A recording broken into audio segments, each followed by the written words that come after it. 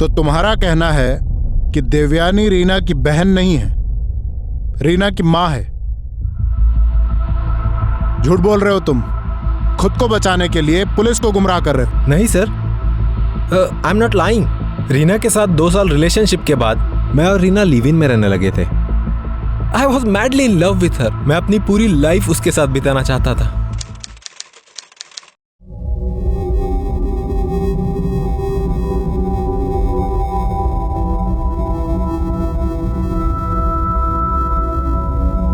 Right.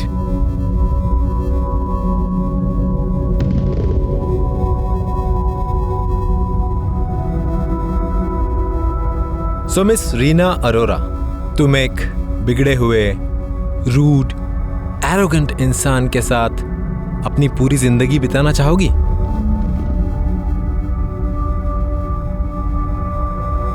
अरे Reena, Reena, I am really sorry. क्या हुआ? कुछ गलत कहा मैंने? Is everything okay? रीना बोलो ना। रीना, रीना, रीना, रीना, क्या हुआ? क्या तुम मुझसे प्यार नहीं करती? क्या तुम मेरे साथ खुश नहीं हो? कोई प्रॉब्लम है रीना? बताओ मुझे। नो रोहन, मैं बहुत खुश हूँ तुम्हारे साथ। तुम्हारी जितना कभी मुझसे किसी ने प्यार ही नहीं किया। बट रोहन, तुम्हारे साथ कोई भी कमिटमेंट करने से पहले मैं तुमसे कुछ कहना चाहती हूँ। क्या? रोहन, देवयानी मेरी बहन नहीं है। मतलब? देवयानी मेरी और मोंटी की माँ है। She is my biological mother. उसने जन्म दिया है मुझे। तो इस बारे में तुमने अपने डैड पैट्रिक बैनर्जी और देवयानी से बात की थी? ऑफ कोर्स की थी। तुम्हारा दिमाग खराब हो गया है? Have you lost your mind? You gone cuckoo? गुस्से और नफरत से तुम्हारी बात नहीं बनी तो तुम देवयानी पे ऐसी घटिया एलिगेशंस लगा रहे हो? Where from? No wonder, Dad. आपको मेरी बात तो झूठी ही लगेगी ना। एक काम क्यों नहीं करते? Do one thing. Why don't you ask her only? आप अपनी उस प्यारी वाइफ से ही पूछिए ना कि आखिर सच क्या है।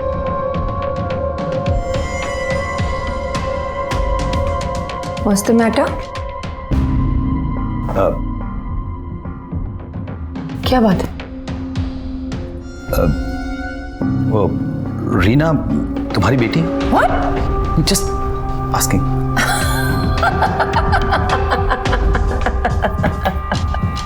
और ऐसा आपसे किसने कहा? I'm sure रोहन ने कहा होगा। Why do you hate me so much, Rohan? इतनी नफरत क्यों करते हो मुझसे? मैंने सोचा आज नहीं तो कल हम सब फैमिली की तरह रहेंगे। लेकिन अगर तुम ऐसी बातें करोगे तो तुम तो मेरा और पैट्रिक का रिश्ता ही तोड़ दोगे। और जस्ट शट अप, ओके? अरे नकली आंसू ना मेरे सामने बहाने की तो जरूरत नहीं है, please. You know what? Reena ने खुद मुझे ये बात बताई है कि तुम उसकी माँ हो। तभी तुमने मेरी बहन को भी अपनी झांसे में फांस दिया। बहन? बेटी, तुम्हारी बेटी, योर डॉटर डैमेड। कौन?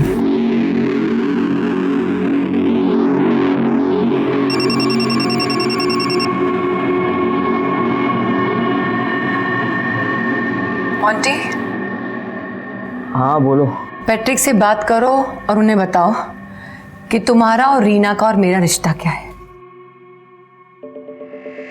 अरे पैट्रिक जीजू, आपको तो पता ही है ना कि देवयानी दीदी मेरी और रीना की बड़ी बहन है। पर आप पूछ क्यों रहे हो?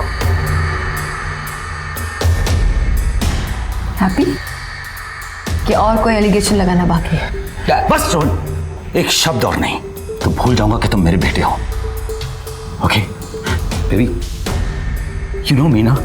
हाँ, I love you so much. I trust you more than I trust myself. You know that ना? Rohan, stop hating me please.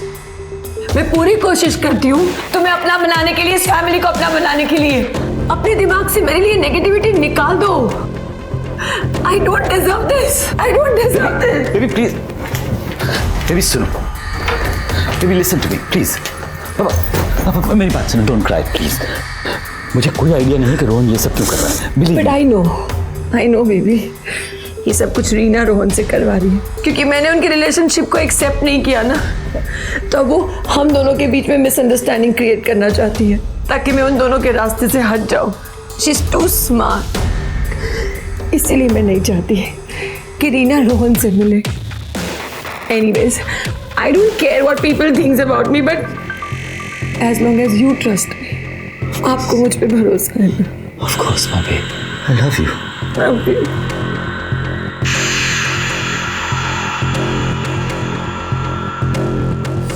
तो ये मोंटी रीना का मामा है।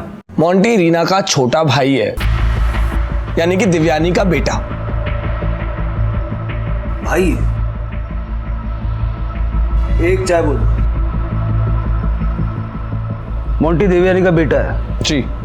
तो इतने दिनों से देवयानी ने अपने दोनों बच्चों को दुनिया से छुपा के क्यों रखा? सर, मोंटी देवयानी के पेरेंट्स के साथ चंडीगढ़ के पास पंचकुला में रहता है, और जब देवयानी ने रीना को धमकी दी कि वो भी उसे पंचकुला वापस भेज देगी, तो इस बात पर रीना ने चुप्पी साध ली। और सर, मुझे भी उसके डिसीजन का सपोर्ट करना पड़ा, क्योंकि सर मैं उसे किसी भी हालत में छोड़ना नहीं चाहता था। I didn't want to lose हर।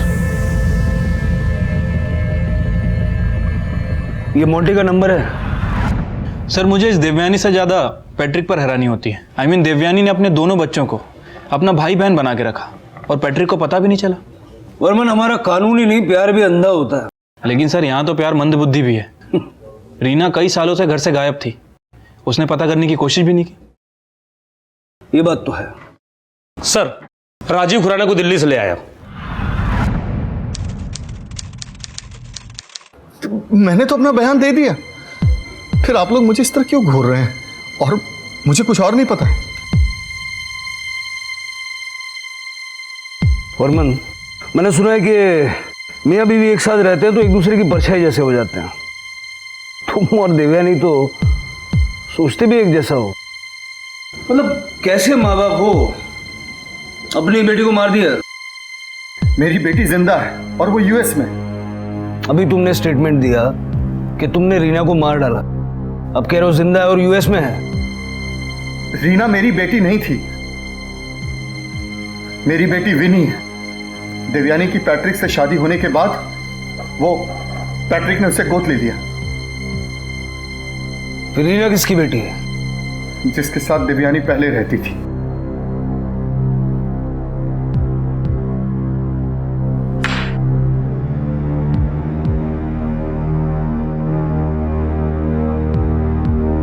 सच बोल रहा था। देखिए, मुझे लगा कि आप लोगों को ये सब बातें मालूम होगी। मैं सच बोल रहा हूं। अब सारी कहानी सच सच बता, वरना देवयानी की पहली शादी सरबजीत मलिक के साथ हुई थी। उसी से उसे रीना और 1.5 साल के बाद एक बेटा हुआ था। देवयानी जिंदगी में बहुत तरक्की करना चाहती थी, बहुत ऊंचा जाना चाहती थी। ऐशो आराम की जिंदगी उसे बहुत पसंद थी, इसलिए उसने सरबजीत मलिक को छोड़ दिया और अपने बच्चों को माँ बाप के पास छोड़ दी। 1990 में वो दिल्ली आ गई। एक पार्टी के दौरान हमारी मुलाकात हुई। हमारी मुलाकात दोस्ती में बदल गई और दोस्ती शादी में। 1994 में मेरा बिजनेस ठप पड़ गया। देवयानी मुझे हमेशा खरी खोटी सुनाया करती थी इस बात के लिए। मैंने बहुत बर्दाश्त किया, लेकिन एक दिन मेरी लाइफ की सबसे बड़ी गलती है कि मैंने तुमसे शादी की। मुझे लगा था हम दोनों मिलके बहुत कुछ अचीव कर लेंगे, लेकिन नहीं, तुम तो अपनी दुनिया में ही रहते हो। तुम्हारी पार्टी और गोल्फ। तुम्हारी जरूरतें पूरी करते करते मेरा बैंक अकाउंट खाली हो गया, मैं बैंकरप्ट हो गया, फिर भी तुमको मुझसे शिकायत है। लगता है तुम्हें मेरी बातें समझ में नहीं आती, और तुम्हें समझाने के लिए मेरे पास और कुछ कहने को बाकी नहीं रहा है। और हमारा डाइवोर्स हो गया, लेकिन डाइवोर्स के बाद भी हम दोनों एक दूसरे से मिलते थे, हमें बराबर बातें होती थी। फिर एक दिन अचानक उसका फोन आया। उसने कहा कि वो अपने रास्ते से रीना को हटाना चाहती है।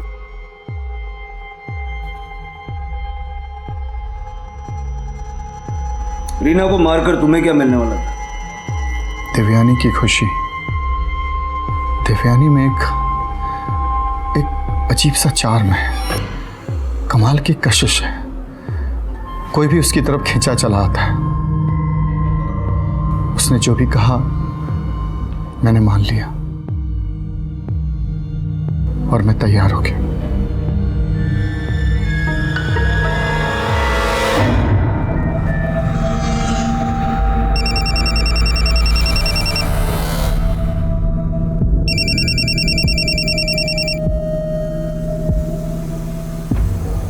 हाँ कौन है? मैं बेंगलुरु से पीएसआई वर्मन बात कर रहा हूँ। हाँ सर बोलिए ना कि क्या काम था मुझसे? तुम रीना अरोरा को जानते हो? हाँ सर, रीना तो मेरी बहन है सर। उसने कुछ किया है? उसका मर्डर हो गया है। क्या? हेलो। हाँ सर उसका मर्डर कैसे? सर आपने देवयानी बनर्जी को बात बताई? देवयानी बनर्जी तुम्हारी माँ ना? नहीं सर, वो तो मेरी बड़ी दीदी है सर। लेकिन हमने तो सुना है कि देवयानी तुम्हारी और रीना की माँ है। नहीं सर, सब बेफिजूल की बात है सर। वो मेरी बड़ी बहन है। अब सबूत है मेरे पास, आप बोलो तो लेके आता हूँ मैं। देखो तुम्हें हमारे पास बेंगलोर आना होगा, हमें तुमसे कुछ पूछताछ करनी है। सर जो आप पुलिस प्रोटेक्शन मिलेगी। प्रोटेक्शन? तुम्हें किससे प्रोटेक्शन चाहिए? देवयानी से। वो मुझ पे भी हमला कर सकती है। देवयानी अभी कस्टडी में है, तुम आ जाओ। नहीं सर, आप जानते नहीं वो कितनी खतरनाक है सर। वो कुछ भी कर सकती है, कुछ भी करवा सकती है। एक बार पहले भी उसने मुझे मारने की कोशिश की थी। ठीक है, घबराओ मत, तुम आ जाओ। एक परिवार से एक लड़की गायब हो जाती है और परिवार के बाकी लोगों को इस बात से कोई फर्क नहीं पड़ता। वो अचानक क्यों और कहां गायब हुई ये जानने की कोशिश भी कोई नहीं करता। सब लोग अपने स्वार्थ में इस तरह से डूबे हुए थे कि रिश्तों में से प्यार गायब हो चुका था। रोहन और राजीव का दावा कि रीना देवयानी की बेटी थी, मोंटी ने इसे झूठा साबित कर दिया। पुलिस अब किसकी बात पर यकीन करे और किसकी बात पर नहीं, ये खुद पुलिस भी नहीं समझ पा रही थी। एक तरफ सुरेश, राजीव और रोहन का कहना है कि देवयानी ने रीना का मर्डर किया, जबकि देवयानी कह रही है कि रोहन राजीव और सुरेश के साथ मिलकर उसको फंसाने की कोशिश कर रहा है। अब हमारे लिए यह समझना सबसे पहले जरूरी है कि देवयानी और रीना के बीच में रिश्ता क्या था, माँ बेटी का या बहन का। वर्मन, देवयानी के डीएनए सैंपल लेके जो लाश व्हाइट फील्ड में मिली थी उसके डीएनए से मैच करवा के देखो। Okay sir. सुबोध कुमार, रोहन को बुलाओ। सर।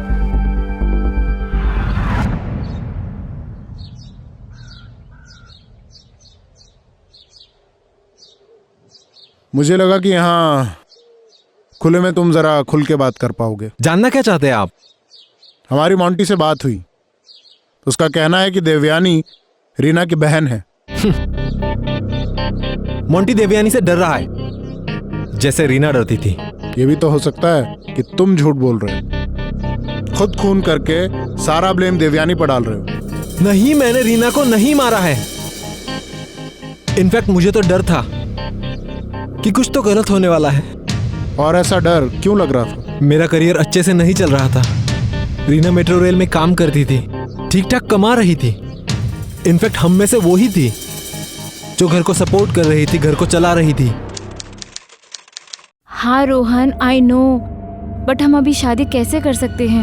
I mean, तुम जानते हो ना, सिर्फ मेरी सैलरी में हमारा घर नहीं चल सकता। आधी सैलरी तो रेंट में चली जाती है। हाँ, अगर तुम्हारी एड एजेंसी चल रही होती तो बात और थी। Don't worry baby, trust me. एक बहुत बड़ी एड फिल्म की बात चल रही है। जैसे ही अप्रूवल मिल जाएगा ना, तुम देखना, हम बहुत जल्द एक नया फ्लैट लेंगे। रोहन, तुम कब से यही बात बोल रहे हो, यू नो ना। वैसे मैंने मेल किया है देवयानी को 2 BHK फ्लैट के लिए, पर उसका कोई रिस्पॉन्स नहीं आया है। कल बेंगलुरु आई है वो, लेट्स सी शायद कुछ वर्कआउट हो जाए। एंड देन देवयानी का कॉल आया। किस दिन की बात है ये? 24 अप्रैल 2012 की शाम, और उस दिन मैंने अपनी रीना को लास्ट टाइम देखा था। रोहन, रोहन, देवयानी का कॉल है। क्या? Wait. Hello. Hi my little sister, कैसी हो? मैं ठीक हूँ, तुम्हें मेरा मेल मिला? हाँ मिला, और जैसा तुम चाहती हो उस बारे में बात करने के लिए मैं तैयार हूँ। रियली? Yes darling. तो हम 6:30 बजे मिले तुम्हारे कॉलेज के पास। थोड़ी बातचीत भी हो जाएगी और थोड़ी शॉपिंग भी। एंड वन मोर थिंग, मैं चाहती हूँ कि कुछ दिनों के लिए तुम मेरे साथ रहो, इसलिए अपनी पैकिंग उस हिसाब से कर लेना। Okay, bye darling. Rohan, I can't believe वो मान गई। आई एम सो हैप्पी यार। Oh God. Reena, I don't know why but मुझे कुछ ठीक नहीं लग रहा है यार। ये देवयानी इतनी प्यार से बातें करने वालों में से नहीं है। वो तुम्हें शॉपिंग पर ले जाना चाहती है, तुम्हारे साथ रहना चाहती है। Something is fishy. Nothing is fishy. तुम ना बहुत ज्यादा ओवर प्रोटेक्टिव हो मुझे लेकर, इसलिए इतना सोच रहे हो। Don't think so much. इंसान का दिल बदलते वक्त नहीं लगता है। So just relax, okay? And वैसे भी हमें फ्लैट की जरूरत तो है ना।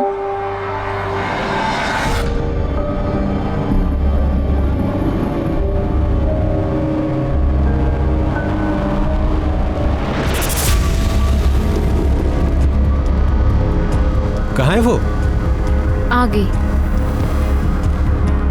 ये कौन सी गाड़ी लेकर आई है? हमें क्या करना है? देवयानी खुद आई है ना, बस है।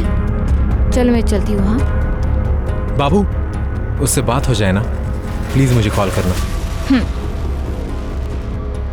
Love you.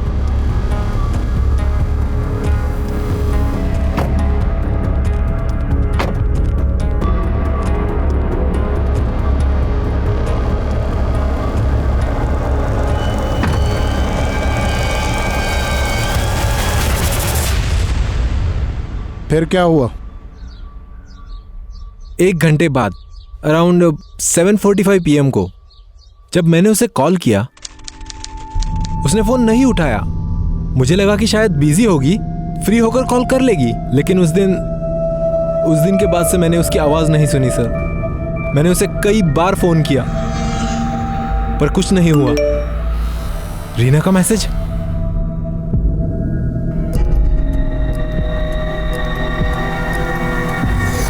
पुलिस के पास गए थे तुम? जब 2 दिन तक रीना की कोई खबर नहीं मिली तो मैं बहुत परेशान हो गया और तब मैं पुलिस स्टेशन गया। तुमने देवयानी से इस बारे में नहीं पूछा? उस वक्त नहीं, क्योंकि उस वक्त डैड घर पर नहीं थे और मैं देवयानी से कोई अकेले में बात नहीं करना चाहता था। वो औरत पता है कैसी है, चीजों को घुमा फिरा देती है और किसी को पता भी नहीं चलता। जब डैड कुछ दिनों के बाद घर पे आए तब मैं वहां गया था। For God's sake, stop blaming me for everything. वो तुम्हारे साथ नहीं रहना चाहती थी, that's why she dumped you. उसने तुम्हें छोड़ दिया। No way! मैं नहीं मानता कि रीना मुझे छोड़कर जा सकती है। She loves me. मैं उससे प्यार करता हूं। ओके फाइन, बुला उसे। अगर वो ये बात मेरे सामने आकर कहती है ना, तो आई प्रॉमिस मैं कभी उसके बारे में बात नहीं करूंगा। रीना बुला उसे। वो यहाँ नहीं है। तो कहाँ है वो?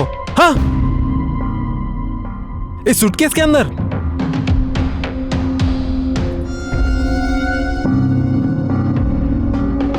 I don't know. मुझे नहीं पता। देखो, मुझे बताओ कि रीना कहाँ है? रीना यूएस चली गई है। What? She has gone to the US. मैं नहीं मानता डैड। वो नहीं चाहती थी कि हम तुम्हें ये बात बताएं। अब तुम जान चुके हो तो प्लीज गॉड से छोड़ दो उसका पीछा। सर, मुझे पता था कि वो औरत झूठ बोल रही है, इसलिए मैं पुलिस स्टेशन गया मिसिंग कंप्लेंट करने, और मेरे बहुत इंसिस्ट करने के बाद पुलिस ने एनसी लिखी और फिर वो डैड के घर गए। सर, चाय लीजिए। Thank you. साहब को भी। No thank you darling. देखिए ऑफिसर, इसका खुद का कुछ काम तो है नहीं। मेरी बहन ही उसे पालती थी। She used to look after him. Then she got fed up. इसलिए उसने डिसाइड किया कि वो यूएस जाके सेटल हो जाएगी। मैं उसकी बड़ी बहन हूँ, ऑब्वियसली मैं उसको सपोर्ट तो करूंगी ना। साहब को भी। No thank you darling. देखिए ऑफिसर, इसका खुद का कुछ काम तो है नहीं। मेरी बहन ही उसे पालती थी। She used to look after him. Then she got fed up. इसलिए उसने डिसाइड किया कि वो यूएस जाके सेटल हो जाएगी। मैं उसकी बड़ी बहन हूँ, ऑब्वियसली मैं उसको सपोर्ट तो करूंगी ना। यूएसए में कहाँ रहती है? कोई कांटेक्ट नंबर? वो नहीं चाहती थी कि कोई उसे कांटेक्ट करे। बेसिकली वो अपनी जिंदगी जीना चाहती थी, अकेले लाइफ एक्सप्लोर करना चाहती थी। और उसने ये भी कहा था जब उसका दिल करेगा वो हमें कांटेक्ट कर लेगी। तो कोई कांटेक्ट नंबर नहीं है उसका। ओह, कांटेक्ट कर लेगी? Sir, she is completely lying. झूठ बोल रही है ये औरत। सर आप मेरी बात सुनिए। सर रीना मुझसे प्यार करती है। सर उसकी खुशी मुझसे है। 1 सेकेंड।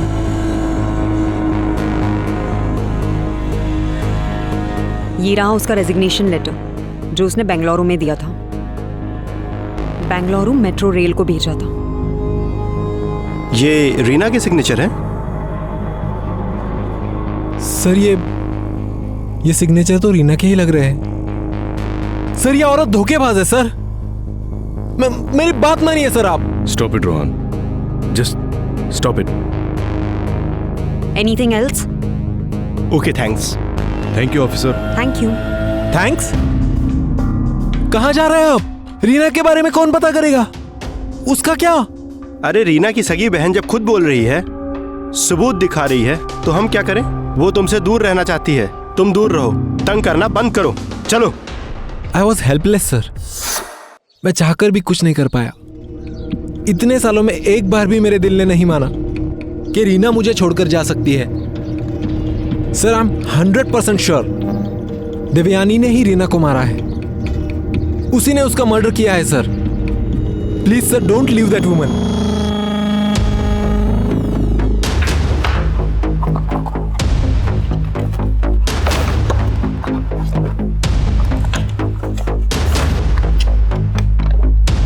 ये तारीख देख रहे हो? 30 अप्रैल 2012। रीना गायब हुई 24 अप्रैल को। फिर ये एक हफ्ते बाद उसने रेजिग्नेशन क्यों और कैसे दिया? मेट्रो रेल के ऑफिस जाओ।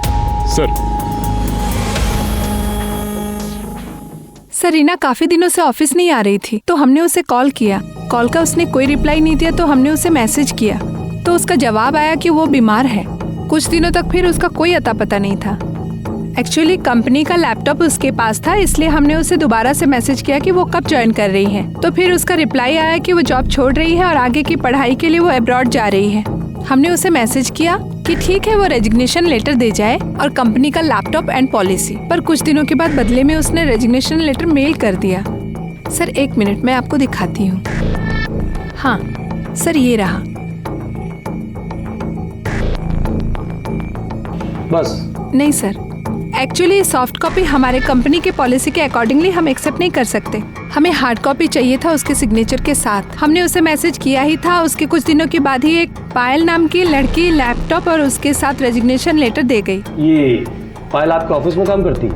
नहीं सर, उसने बताया कि वो रीना की बड़ी बहन दिव्यानी की असिस्टेंट है। अगर रीना को 25 तारीख को मारा गया है तो वो सिग्नेचर फर्जी होगा। जरा उसके ईमेल अकाउंट का भी पता करो। और ये पायल के बारे में भी जरा पता लगाओ। सर मैंने अपने आदमी को बोल दिया है पता करने के लिए। सर मोंटे आ गया। उसने एक ही रट ला के रखी है कि देवयानी उसके और रीना की बहन है, और सर वो बेकार में तमाशा कर रहा है। जरा अच्छे से खातिर करो उसकी। सर चल लेके चले से। हाँ? चल। अरे सर ये मुझे कहाँ लेके जा रहे हो? अरे देखिए कोई मिसअंडरस्टैंडिंग हो रही है। अरे मुझे बंद क्यों कर रहे हो? अरे मैंने किया क्या है?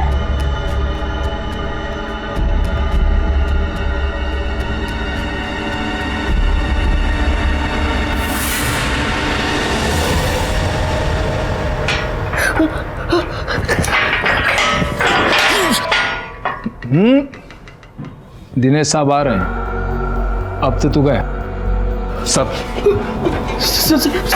देखिए तो मैंने कुछ नहीं किया। मैंने कुछ नहीं था मुझे।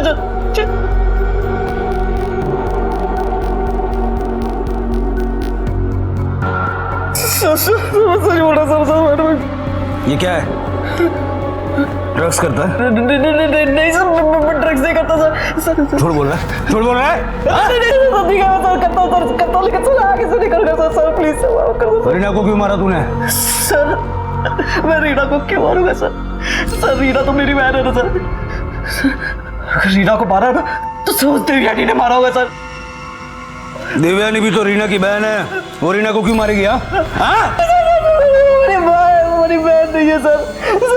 सच बोलो सर, तुम सबसे झूठ बोलती कि वो हमारी बहन है, लेकिन वो हमारी माँ है। सर, वो सिर्फ नाम की माँ थी। हम जब छोटे थे तब हमें नाना नानी के पास भेज दिया उसने। सिर्फ 17 साल में ना एक बार भी वो हमसे मिलने नहीं आई सर। ये तो जब साल 2002 में उनकी पैट्रिक के साथ शादी हुई ना, तो अखबार में कुछ फोटोज देखे थे। उन फोटो को देख के नाना जी ने खत लिखना शुरू किया, लेकिन एक बार भी जवाब नहीं दिया। नाना जी ने बहुत कोशिश की, जैसे भी हो कुछ तो हो, लेकिन नहीं। आखिर में नाना जी को सच बोलना पड़ा कि वो बूढ़े हो गए थे, रिटायर हो गए थे। हम दो बच्चों को वो कैसे पालेंगे? उन्हें पैसों की जरूरत थी। तब इतने सालों के बाद तब जाके वो हमसे मिलने को तैयार हुई, साल 2005 में, लेकिन पंचकुला में नहीं, दिल्ली में।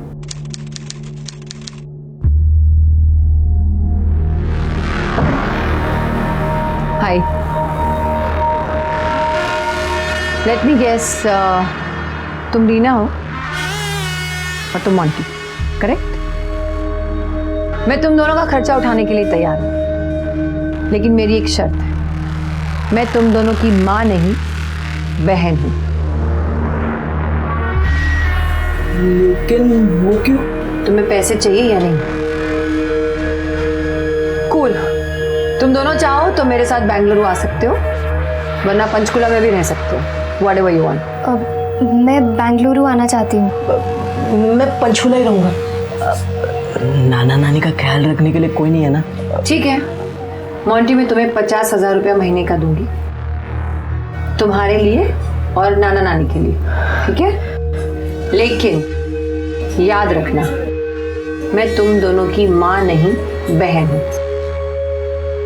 जब तुम लोगों की सारी बात हो गई थी, तो फिर देवयानी ने तुम्हें मारने की कोशिश क्यों की? सर, वादा तो कर दिया कि वो हर महीने मुझे 50,000 दे देगी, लेकिन सर कुछ महीनों के बाद ही ना ये वादा उसे बहुत भारी पड़ने लगा। वो मुझे पैसे नहीं देना चाहती थी, और इसीलिए 2009 में उसने मुझे बेंगलोर बुलाया अपने घर पर।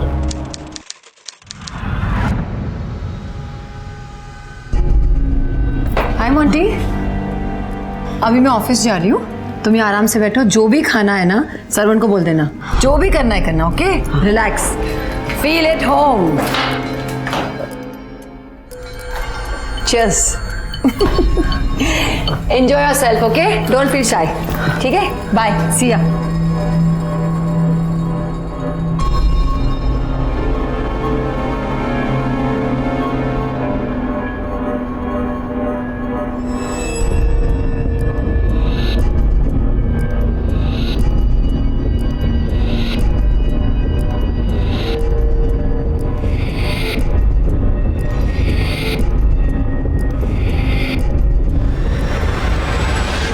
कहाँ ले गई थी वो तुम्हें?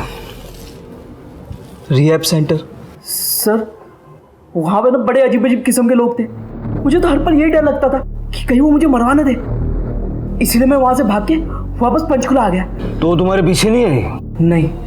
फिर तुम इतना दावे के साथ कैसे कह सकते हो कि देवयानी ने ही रीना को मारा है? सर, क्योंकि वो रीना को मारने के बाद मुझे मारने की प्लानिंग कर रही थी।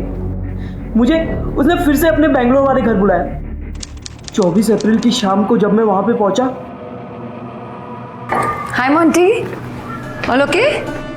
मैं अभी आई।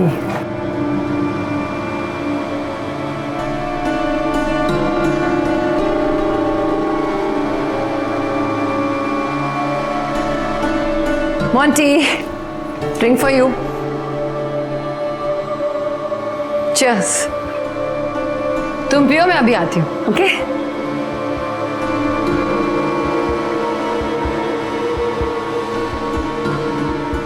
सर, ग्लास को हाथ में लेते ही मुझे याद आ गया कि पिछली बार भी ड्रिंक की वजह से मैं बेहोश हो गया था, जबकि मैंने ज्यादा पिया भी नहीं था। मैं डर गया, मुझे लगा कि वो फिर से मेरे साथ वैसा ही कुछ करेगी, इसलिए मैं रूम में चला गया और रूम अंदर से लॉक कर दिया। और फिर सुबह को 5 बजे के आसपास जैसे ही मुझे मौका दिखा, मैं वहां से भाग निकला और उसी दिन मैं वापस पंचकुला आ गया।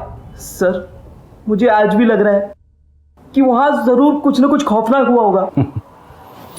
मुझे सही लग रहा है। शायद वो दूसरा सूटकेस तेरे लिए ही था। इन 3 सालों में तूने रीना कहाँ है पता करने की कोशिश नहीं की? सर माना कि रीना और मैं भाई बहन है, लेकिन सर हम उतने क्लोज नहीं थे। हम दोनों अपनी अपनी दुनिया में रहते थे। एक ही छत के नीचे रहने के बावजूद हमारी इतनी बातचीत भी नहीं होती थी। मोंटी कह रहा है कि तुम लोगों ने उसे भी मारने की कोशिश की थी। देवयानी मोंटी और रीना दोनों से छुटकारा पाना चाहती थी, इसलिए हमने 2 सूटकेसेस खरीदे। हम रीना को मार चुके थे और हमें मोंटी को मारना था। इसी बीच मोंटी का फ़ोन आया कि वो घर पर आ चुका है। हम मोंटी को मारने के लिए देवयानी के घर पहुँचे, लेकिन जब हमने वहाँ पर मोंटी को देखा तो वो बहुत मोटा था, करीब 100 किलो का था। इतने मोटे आदमी को मारकर सूटकेस में डालकर उसकी लाश को ठिकाने लगाना बहुत मुश्किल काम था। उसके बाद मोंटी ने अपने आप को कमरे में बंद कर लिया और वो कमरे से बाहर नहीं आ रहा था। हमने बहुत कोशिश की उसे बाहर लाने की। हम डर गए। हमें लगा कि अगर रोहन घर पर आ जाएगा और हमें मोंटी को मारता हुआ देख लेगा तो हम पकड़े जाएंगे। इस डर से हमने आइडिया ड्रॉप कर दिया। अगले दिन सुबह जब हम कमरे में आए तो हमने देखा कि मोंटी कमरे से भाग गया है। तो जब तुम मोंटी को नहीं मार पाए, देवयानी का तो दिल ही टूट गया होगा ना? पैट्रिक बहुत पैसे वाला था और अगर राजीव, सुरेश और रोहन की माने तो इसी वजह से देवयानी ने पैट्रिक से शादी की।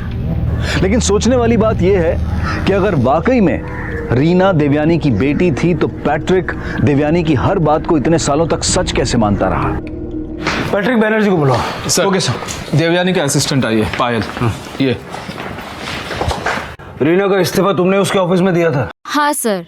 वो रेजिग्नेशन लेटर रीना ने खुद तुम्हारे हाथ में दिया था? नो सर, देवयानी मैडम का फोन आया था मुझे। उन्होंने कहा कि उनका प्रिंटर काम नहीं कर रहा है तो मैं रीना के नाम का रेजिग्नेशन लेटर टाइप करके प्रिंट ले आऊं उनके घर। और मैंने फिर वैसे ही किया और उन्होंने मुझे घर पे थोड़ी देर वेट करने को कहा। और जब वो वापस आई तो उनके हाथ में एक लैपटॉप का बैग और एक एनवेलप था और उन्होंने मुझे कहा कि ये मैं मेट्रो रेल ऑफिस दे आऊं। और मैंने वैसे ही किया, मैंने जाके वहाँ दिया। तुम्हें रीना की गुमशुदगी के बारे में कुछ पता था? नहीं सर, मैंने तो अभी न्यूज़पेपर पढ़ा। देवयानी मैडम ने मुझे उस वक्त कहा था कि वो आगे की पढ़ाई करने यूएस गई है। देवयानी पर शक गहराता जा रहा था। इस केस से जुड़े हर आदमी के बयान में देवयानी का जिक्र था, लेकिन देवयानी वो अपने बयान पर अड़ी हुई थी। एक मिनट। आज उस चेयर पे नहीं, आप इस चेयर पे बैठिए। शायद आप सच बोल दें।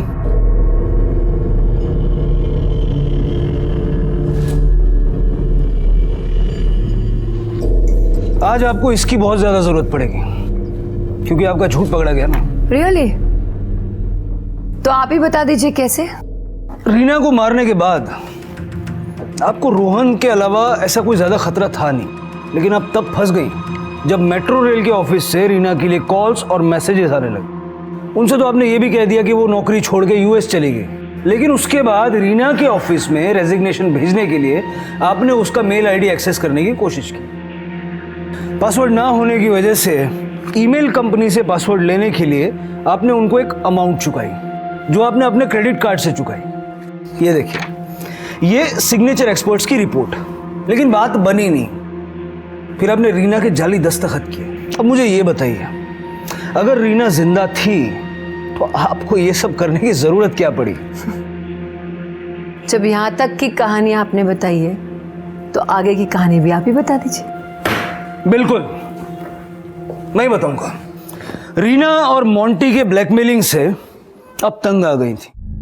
आप जानती थी कि अगर उनका राज सामने आ गया तो आपकी ये इज्जत, शानो शौकत सब खत्म। और ऊपर से आपके करंट पति मिस्टर पैट्रिक बैनर्जी, उनको हमेशा ड्रिंक करने की आदत है, तो आप ये भी समझती हैं कि वो कुछ ज़्यादा दिन तक जीने वाले हैं नहीं। तो उनके बाद उनकी सारी प्रॉपर्टी, सारी मिल्कियत आपकी और आपकी बेटी विनी की।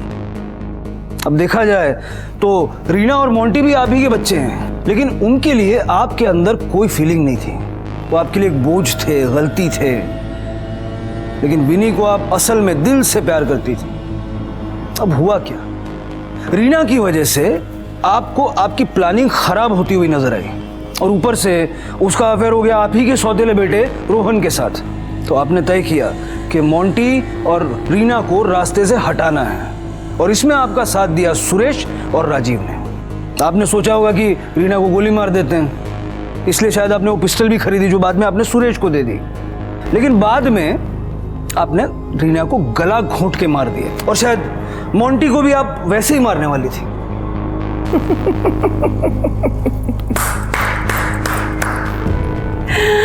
इससे फनी कहानी मैंने अपनी लाइफ में नहीं सुनी officer. I must tell you officer, आपको पुलिस ऑफिसर नहीं स्क्रिप्ट राइटर होना चाहिए, और आपको एक्टर होना चाहिए।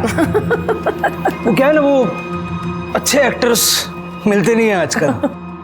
वैसे आपको मेरी कहानी अगर पसंद नहीं आई, मैं किसी और को बुलाता हूँ, देखते हैं वो क्या कहता है। बोलो।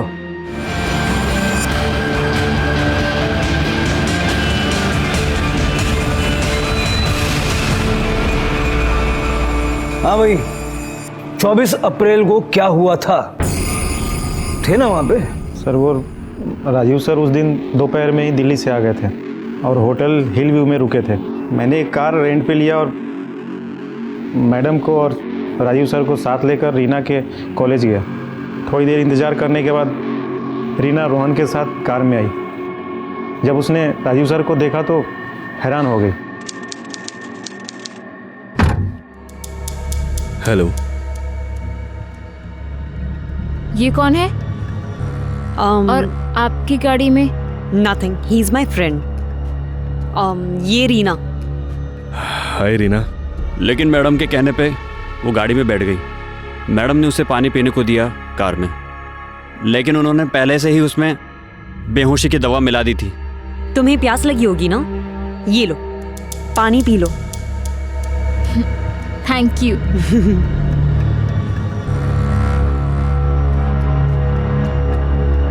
It's okay.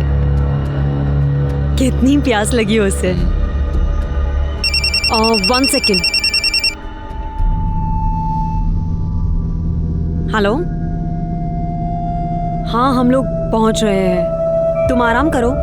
Okay bye.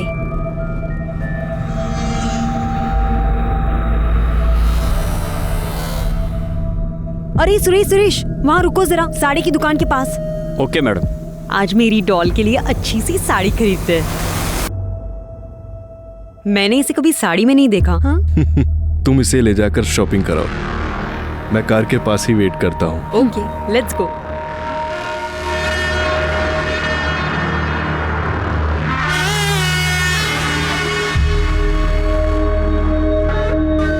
Monty घर में आ गया है, इसका काम हमें गाड़ी में ही करना होगा। ठीक है? ठीक है। ठीक है। Okay madam. रीना आ रही हूँ। अच्छी सी साड़ी दिखाना। जी मैम। मेरी प्यारी सी बहन के लिए। हाँ दिखाता हूँ। नाइस, अच्छा कलर है ना?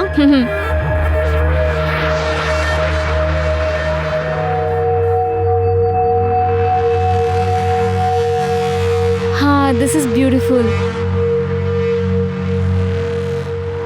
क्या हुआ? No, I am fine. I think थकान हो रही है थोड़ी सी बस।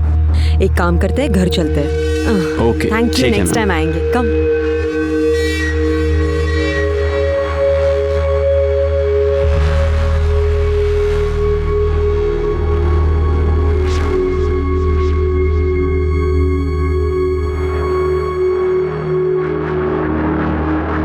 कहाँ पर है हम लोग? छोड़ो, क्या कर रहे हो? इसका मुंह बंद करो।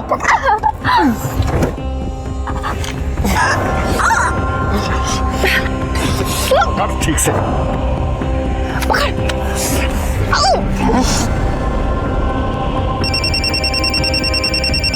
ये रोहन का फोन आ रहा है।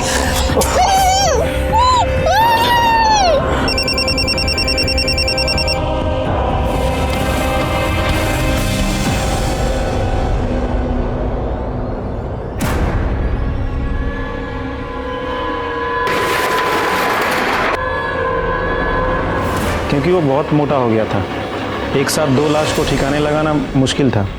मैडम ने बोला कि जाने दो, चर्सी है, बाद में देख लेंगे। मुझे भी कहा कि गाड़ी में थोड़ी देर के लिए सो लो, क्योंकि थोड़ी देर में हम लोग निकलने वाले हैं। हम आ रहे हैं, तुम तैयार हो। ओके, जल्दी। सुनो, व्हाइट फील्ड चलो।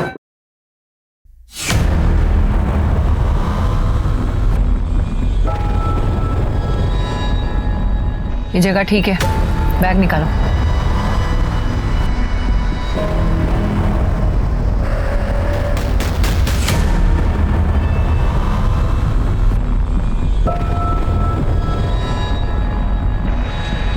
वहां जाकर जला दो।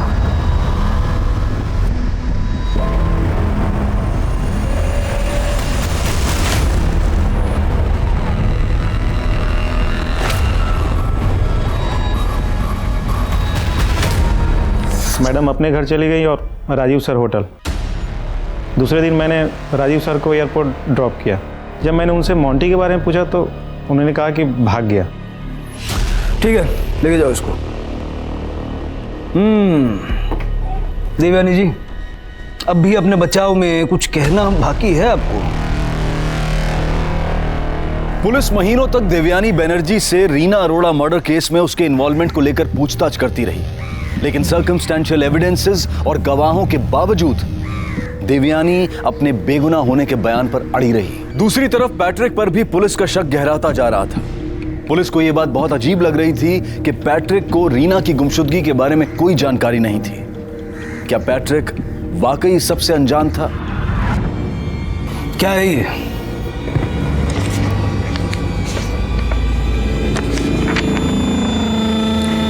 मुझे क्या पता ये क्या है?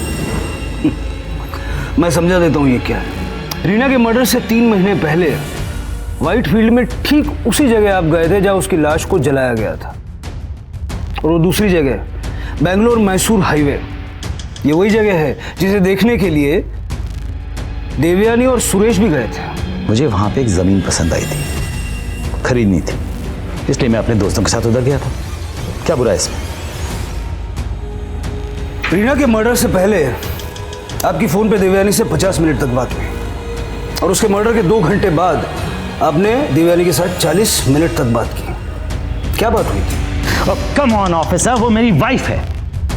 दिन में 10 बार हम लोग बातें करते हैं। उस दिन हमारे बीच में क्या बात हुई थी मुझे कैसे याद रहेगा?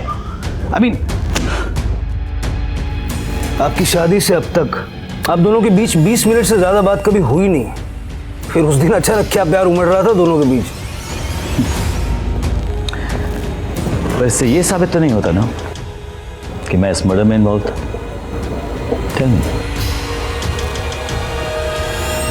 सुरेश सरकारी गवाह बन चुका है और उसके बयान के आधार पर पुलिस ने देवयानी और राजीव के खिलाफ आईपीसी की धारा 120 और 302 के तहत चार्जशीट फाइल की है। पुलिस सर्कमस्टेंशियल एविडेंस के आधार पर पैट्रिक को भी अरेस्ट कर चुकी है और इस केस में उसकी भूमिका की जांच जारी है। कहते हैं कि वक्त की धूल के नीचे सच झूठ सब कुछ दब जाता है, लेकिन गुनाह वो कभी ना कभी सामने आ ही जाता है। और यहाँ इतना बड़ा अपराध एक कांस्टेबल की सतर्कता की वजह से पूरी दुनिया के सामने आया था। इस केस ने पूरे देश को हिलाकर रख दिया था और सबको यह भी समझ में आ गया था कि कानून के आगे पैसा, पावर, पोजीशन कुछ नहीं चलता। देखते हैं हमारे आज के एपिसोड की दूसरी कहानी।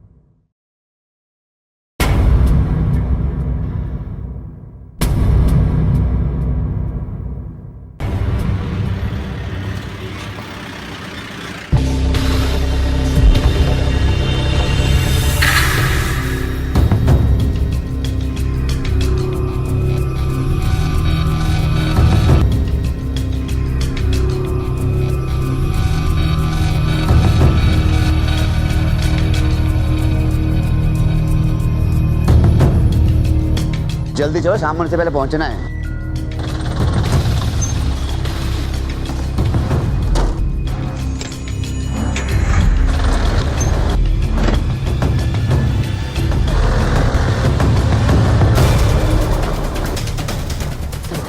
यही है क्या? हाँ चल, तो नीला ट्रक फॉलो कर। हेलो सर, ट्रक मिल गया, हम उसको फॉलो कर रहे हैं। हाँ सर, ओके।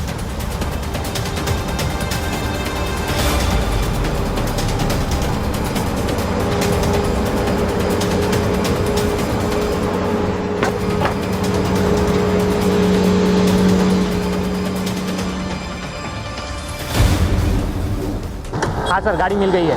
हाँ ओए, नाम क्या हुआ? नाम बोले क्वेश्चन है, दरवाजा क्यों खोल रहे हो? चल। अरे क्या बताओ तो सही। चुप साहब साइड में चल। क्या किया मैंने? अरे किया क्या मैंने, बताओ तो सही। अरे अजीब जबरदस्ती है, पकड़ इसको।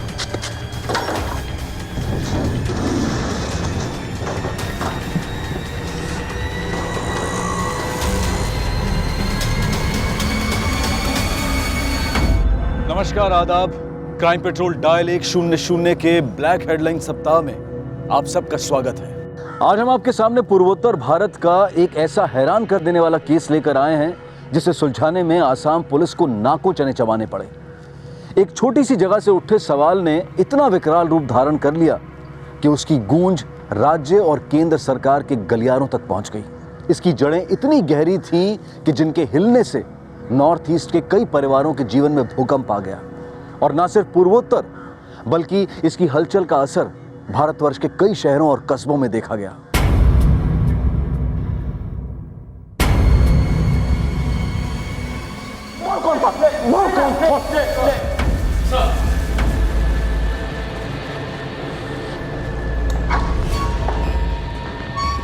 आसाम के डिब्रूगढ़ पुलिस स्टेशन से सर खबर आई है, हाईकोर्ट के ऑर्डर है, इन दोनों लोगों को ढूंढना है सर। आओ सर।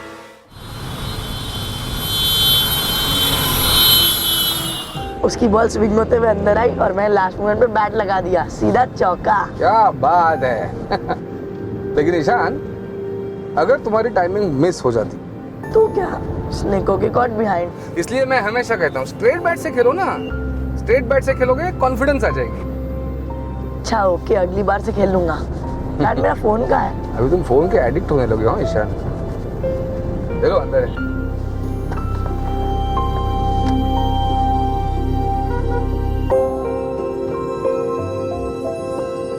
पासवर्ड हटाया क्या आपने? हाँ।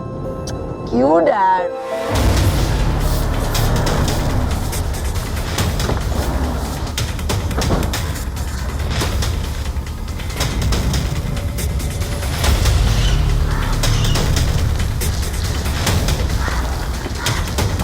Excuse me.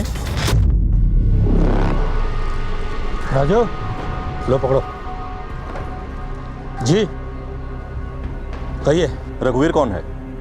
मेरा बेटा है, लेकिन आप लोग इस तरह से बिना बताए हुए मेरे घर में आ कैसे गए? हमारे पास कोर्ट का नोटिस है, इसलिए आना पड़ा। नोटिस? शो मी।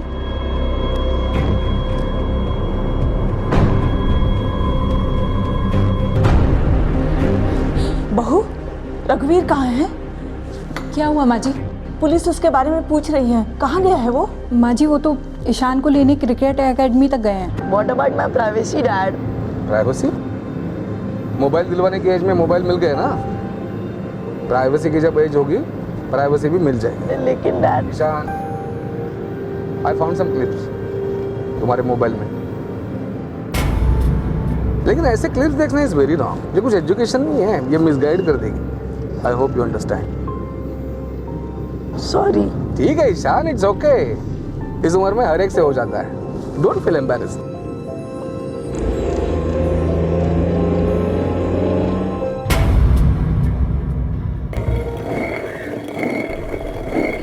अरे काहे इतना मेहनत कर रही है, हाँ? न तेरा कोई आगे है न कोई पीछे है ना दादा, मेरी एक अमानत है किसी के पास। अच्छा। और है ना टका जमा कर छी। अच्छा ऐसी बात है क्या? हाँ, अब उसको वापस लाना है तो पैसे तो जमा करने पड़ेंगे ना दादा। ये ले तेरी मजदूरी, हाँ? बाकी के पैसों में इसको भी जमा कर दे।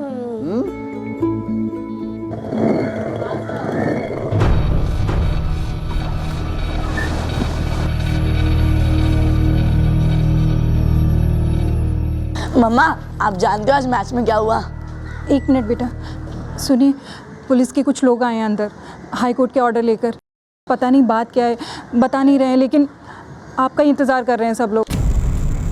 लो आ गए। मैं रघुवीर, क्या काम था? मुझे आप दोनों से बात कर रही है, अकेले में। बेटा तुम अंदर जाओ।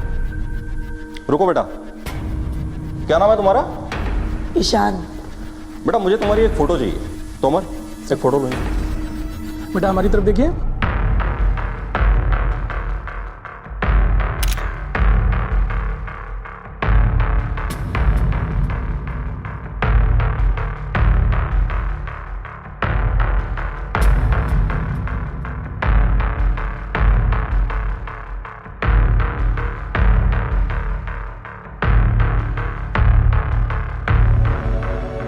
बेटा, जूस पी ले। नहीं चाहिए दादी, ये सब क्या हो रहा है? पापा उनसे बहस क्यों कर रहे हैं? मम्मी अलग रो रही है, दादाजी भी परेशान है, और उन अंकल ने मेरी पीठ क्यों खींची थी? क्या हुआ दादी, बताओ ना। बेटा मेरी भी समझ में नहीं आ रहा है कि ये सब क्या हो रहा है। खैर छोड़, ये ले, तू जूस पी।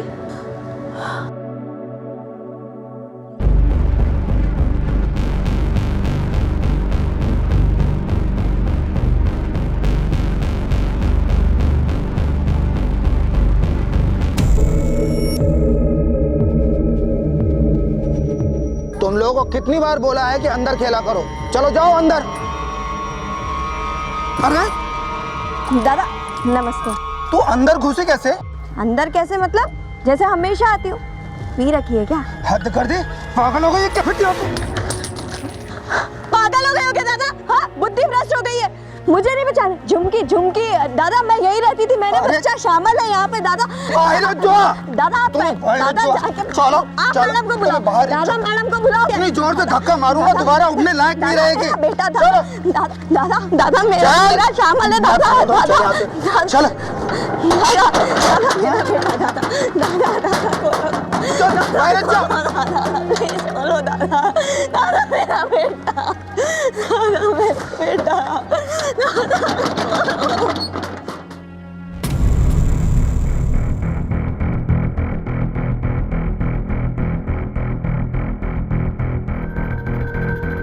अब कोई सड़क छाप लोग नहीं है। मैं मानता हूं कि केस डिफिकल्ट है, लेकिन कानून के पास 100 रास्ते हैं। एंड आफ्टर ऑल, मैं किस लिए हूं?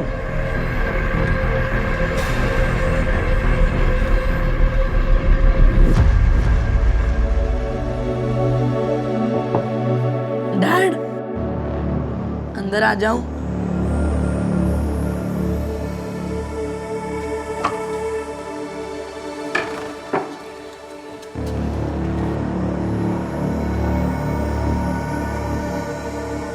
डैड, हुआ क्या है? पुलिस वाले क्यों आए थे? मम्मी पिछले 2 घंटे से रोई जा रही है, कुछ तो बताओ। देखो ईशान, कोई खास बात नहीं है, और जो भी है उसे सुलझाने के लिए घर के बड़े काफी हैं। 2 महीने बाद एग्जाम्स आ रहे हैं, है ना? चलो। डैड, आपको मैं ऐसे देख के कैसे पढ़ सकता हूँ? देखो ईशान, ये मामला बड़ों का है, सो डू नॉट पोक your nose in it. Okay, go and study. जाओ।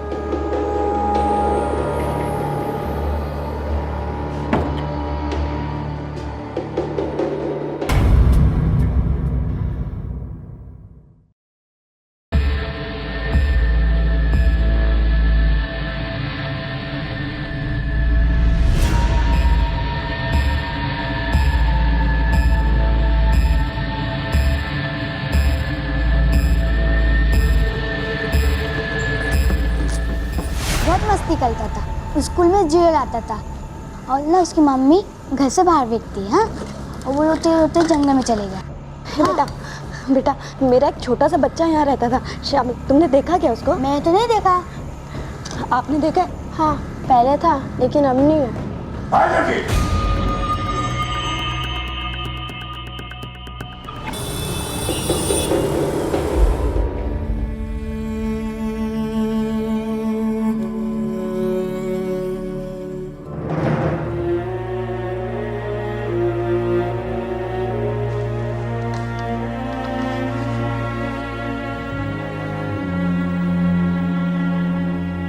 डैड, मम्मी दादा दादी कहाँ है? वो खा चुके।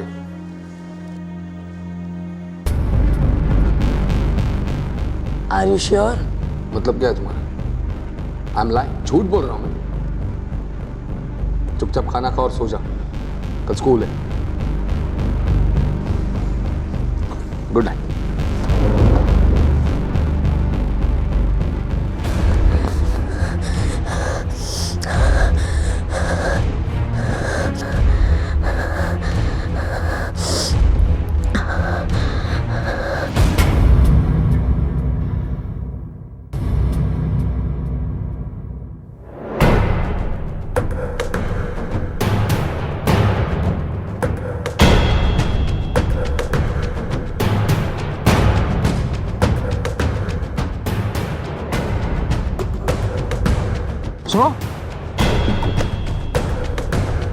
सुनो,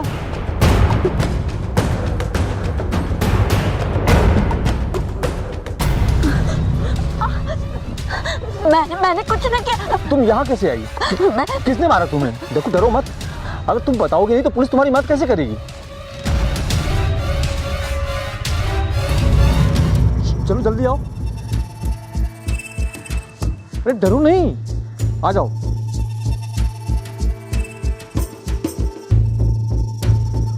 आ जाओ। सर ये केस है, ये झुमकी है, ये आपसे कुछ कहना चाहती है।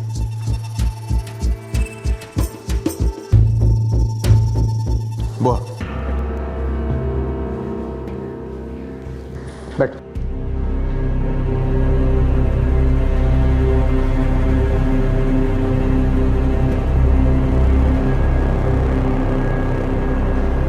बोलो।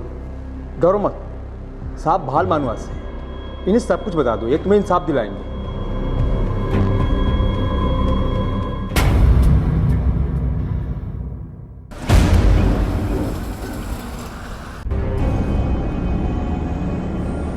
All well Ishan?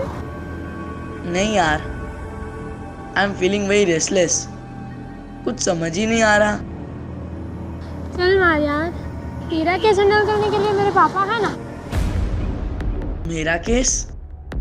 मैंने क्या किया?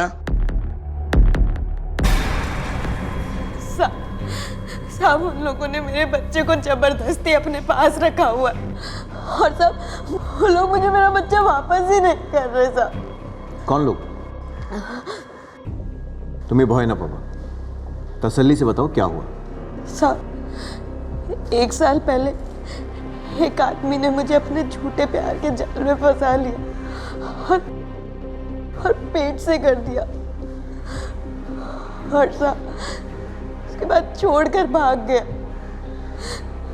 मैं पेट से, वो तो भला अनाथ आश्रम वालों का जिन्होंने मेरी हालत देखकर पहले तो मुझे रहने को छत दी और फिर मेरे बच्चे शामिल को पैदा करने में मेरी मदद की। लेकिन साहब बच्चा पैदा करने के बाद मैं शामिल को लेकर अकेले कहाँ कहाँ भटकती, तो उन लोगों ने मुझे कहा कि मैं शामिल को उनके पास ही छोड़ दूँ और जब उसकी परवरिश के लायक पैसे जोड़ लूँ तो शामिल को वहाँ से लेकर चली जाऊँ। इसीलिए साहब मैं शामिल को वहीं अनाथ आश्रम में छोड़ आई। वो वहीं रहता था साहब और मैं दिन रात मेहनत करती थी ये सोचकर कि साहब 4 पैसे जोड़ लूँगी तो अपने बच्चे को अपने पास ले आऊँगी साहब। और साहब बीच बीच में मैं उससे मिलने भी चाहती थी, लेकिन इस बार मैं उनके पास गई तो उन्होंने मुझे अंदर जाना तो दूर मुझे अपने बच्चे से मिलने भी नहीं दिया साहब। और जब मैंने शामिल के लिए पूछा तो उन्होंने कहा कि यहाँ कोई शामिल नहीं रहता। कौन सा अनाथालय ये? रंजना बाइटो उन्हीं का। रंजना बो ठाकुर? हाँ वही। देखो तुम्हें जरूर कोई गलतफहमी हुई, तुम जानती भी हो किस पर इल्जाम लगा रही हो। रंजना और उसके पिता की बहुत इज्जत है और वो तुम्हारा बच्चा क्यों लेंगे? वो तो खुद अनाथ आश्रम चलाते हैं और गरीब बच्चों और औरतों की मदद करते हैं। साहब मैं झूठ नहीं बोल रही साहब, आप चाहे तो मेरे पेट में चीरा देख लीजिए। मैंने अपने शामिल को आज से 6 महीने पहले उसी अनाथ आश्रम में छोड़ा था मैंने अपने बच्चे को साहब। और मैं बीच बीच में उससे मिलने जाती थी साहब, लेकिन इस बार लोगों ने मुझे अपने बच्चे से नहीं मिलने दिया साहब। आप मेरी मदद करो साहब, मैं झूठ नहीं बोल रही साहब, आप मेरी मदद करो।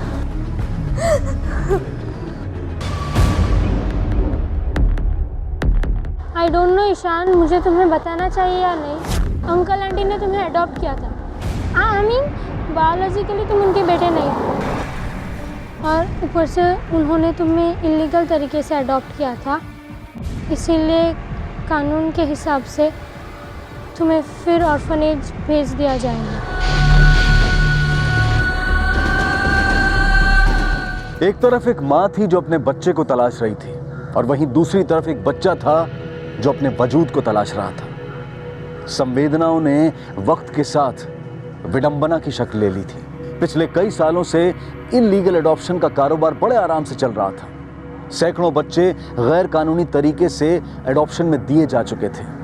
सवालों की लिस्ट बहुत लंबी थी। भारत जैसे देश में जहां एडॉप्शन के कानून इतने सख्त हैं, वहां ऐसा कैसे हो गया? अब तक इन अवैध अनाथालयों का खुलासा क्यों नहीं हुआ? और अब पीड़ितों को इंसाफ किस तरह से मिलेगा? क्या पालने वालों के दावों के आगे पैदा करने वाले को न्याय मिल सकेगा? ये केस सिर्फ अतीत में हुए किसी जुर्म तक सीमित नहीं था, बल्कि बहुत सारे अडॉप्टेड बच्चों के भविष्य से भी जुड़ा था। बात सिर्फ न्याय की नहीं थी, बल्कि इंसानियत की भी थी। क्या झुमकी को अपना बच्चा वापस मिल पाएगा, या फिर वो भी इन रसूखदार लोगों का शिकार बनकर ममता के सुख से वंचित रह जाएगी? अनाथालय वालों ने इसके खिलाफ कंप्लेन लिखवाई है। कह रहे हैं कि ये पागल है और वहाँ से बच्चा चुराने की कोशिश भी कर रही थी। सीसीटीवी फुटेज भी भेजा है उन्होंने। सर, क्या हमें झुमकी की बात पर यकीन करना चाहिए? लेकिन उसके खिलाफ जो कंप्लेंट मिली है उसका क्या? उसी कंप्लेन को बेस बनाकर झुमकी को अरेस्ट करो। लॉकअप में रहेगी तो सेफ रहेगी। सेफ? आपको क्या लगता है सर कि वो सच बोल रही है? अगर झूठ भी बोल रही है तो उन लोगों के खिलाफ बोल रही है जो बहुत पावरफुल है। It's risky for her. Sir, अगर ऐसा ही है तो हम रंजना के खिलाफ एफआईआर क्यों नहीं लिखवा सकते? अभी नहीं। रंजना और उसके फादर दोनों बहुत पावरफुल हैं। अगर बिना ठोस सबूत के उनके खिलाफ कोई भी एक्शन लिया तो हंगामा खड़ा हो सकता है, और इस वक्त हमें बिना हंगामा खड़ा किए सच्चाई जाननी है। झुमकी के खिलाफ जो कंप्लेन है उसे बेस बनाकर अनाथालय में इन्वेस्टिगेशन करो। कोई पूछे तो बोलना काउंटर कंप्लेन। पता करो वहाँ चल क्या रहा है। सर, आप लोग तो यह सर पे ही सवार हो गए। कंप्लेन इसीलिए ना है, क्या चाहते हैं? ये सब कुछ छोड़ छाड़ के पुलिस थाने में बैठे रहे? हाँ बेटा, उधर बिछा दो। देखिए, आप लोग इधर फुर्सत नहीं है कि जब दिल करे मुंह उठा के चले आए। अब जाइए, फुर्सत नहीं है यहाँ पे। क्या हुआ? जाइए।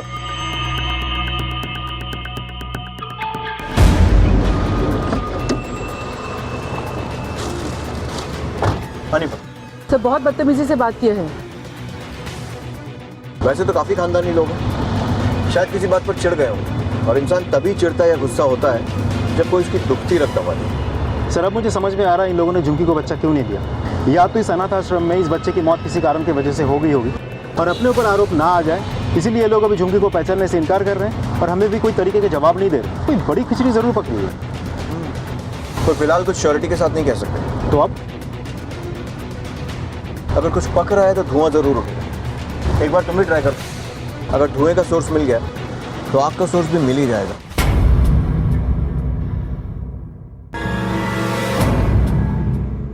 ईशान, ईशान, दरवाजा खोल बेटा, दरवाजा खोल बेटा। सुधा, क्या हुआ? देखिए ना, अपने आप को बंद करके बैठा हुआ, दरवाजा नहीं खोल रहा। ईशान, ईशान, दरवाजा खोलो। ये क्या है? हाँ? कितनी देर से हम लोग नॉक कर रहे हैं, तुम्हारा एक जवाब नहीं है। आप लोग ही तो चाहते थे ना कि मैं आपसे बात ना करूं। ईशान, मुझे चेंज करना है।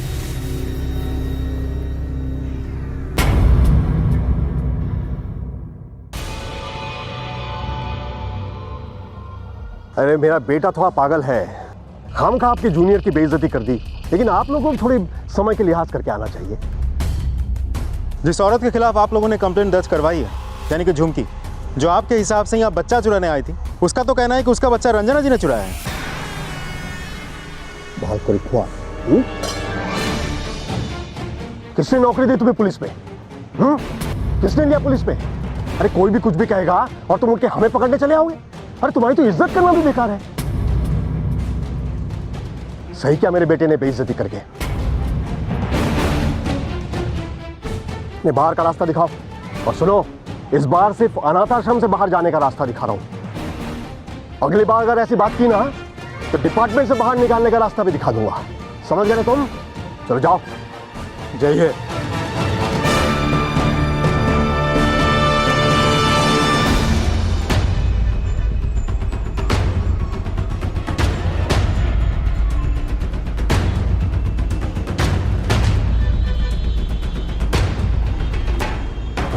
मेरे अंदाजे से कुछ ज्यादा ही रिएक्ट कर दिया नेताजी ने। इसका सिर्फ एक ही मतलब हो सकता है हजारिका। वो क्या sir? I am not sure, पर मेरी गट फीलिंग कह रही है कि ये केस जितना दिख रहा है उससे काफी बड़ा है। एक बात बताओ, झुमकी का अकेला केस है या फिर ऐसे और भी केसेस रजिस्टर्ड हुए हैं पहले? सर, आपको लगता है अनाथ आश्रम के आड़ में कोई रैकेट चल रहा है? जिस तरह से रंजना के भाई और उसके फादर ने रिएक्ट किया था, ये बात तो कंफर्म है कि केस इतना सिंपल नहीं है। पता लगाओ कि ऐसी पहले भी कंप्लेंट्स दर्ज हुई हैं क्या। तब तक मैं जाकर इस रंजना से मिलता हूँ डायरेक्टली। कोई खास बात सर?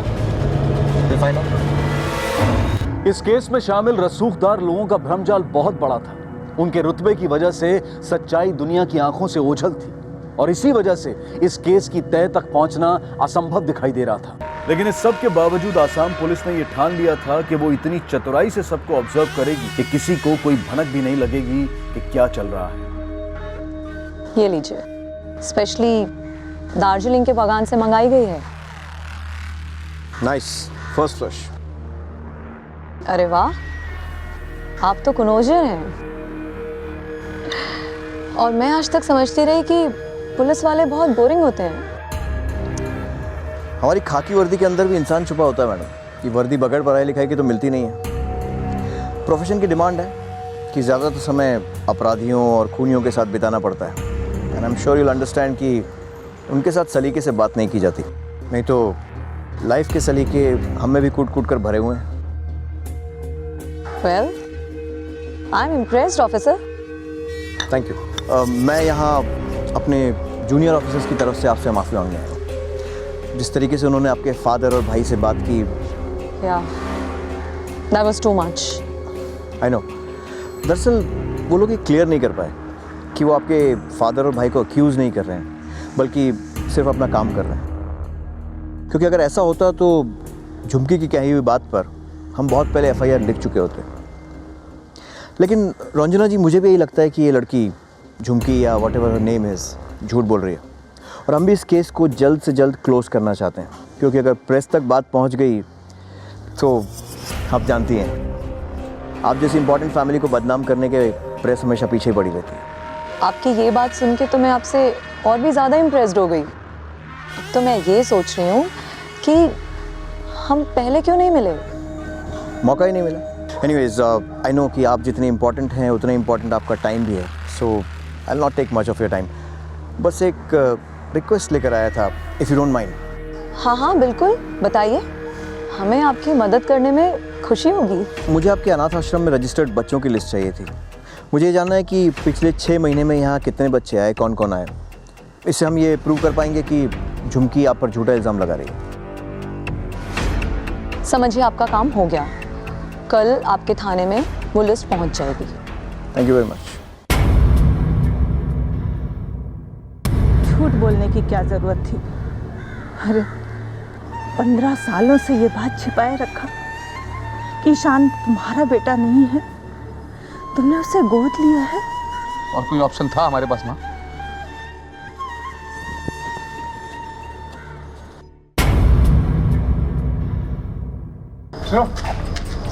चलो बड़े साहब बुला रहे हैं। मुझे मालूम है कि रंजना पैसे और पावर दोनों मामले में ताकतवर है और बचने का कोई ना कोई तरीका ज़रूर निकाल लेगी। लेकिन तू क्या करेगा? एक गरीब लाचार आदमी जो परिवार के गुजारे भर कमा पाता है, कैसे बचेगा कानून से? देख, मेरी बात ध्यान से सुन और समझने की कोशिश कर। माना कि वो लोग बहुत पावरफुल हैं, लेकिन कानून से ज़्यादा पावरफुल नहीं है। हाथ पैर बहुत मारेंगे, लेकिन आज नहीं तो कल पकड़े जाएंगे। और फिर बचने का सबसे आसान उपाय क्या होगा? सारा दोष तेरे माथे मर देंगे। और तू क्या करेगा? कैसे बचाएगा अपने आप को? सोचा है कभी? अरे अपना नहीं तो अपने परिवार का सोच। तेरे बच्चों का, तेरी फैमिली का क्या होगा तेरे बाद? कभी ये सोचा है कि रंजना ने तेरे बच्चों के साथ भी वही किया जो झुमकी के बच्चे के साथ किया था? हाँ, क्या लगता है कितना तक मिल जाएगा तेरे बच्चों का? साहब, मैं सब कुछ आप लोगों को बताना चाहता हूँ साहब, लेकिन बता नहीं पाता हूँ साहब। देख, ज़्यादा कुछ नहीं करना। अभी सिर्फ इतना बता कि अनाथ आश्रम में कितने बच्चे हैं? 23। देखिए, सब अनऑफिशियल होना चाहिए, क्योंकि मैं रंजना और उसकी फैमिली से उलझना नहीं चाहता हूँ।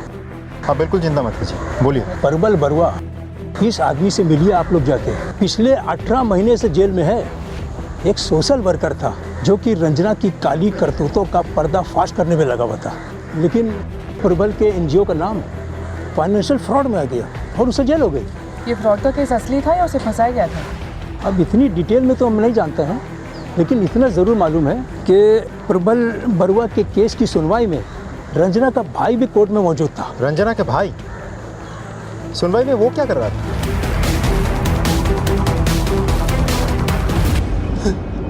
तुम रंजना के खिलाफ इन्वेस्टिगेशन करोगे?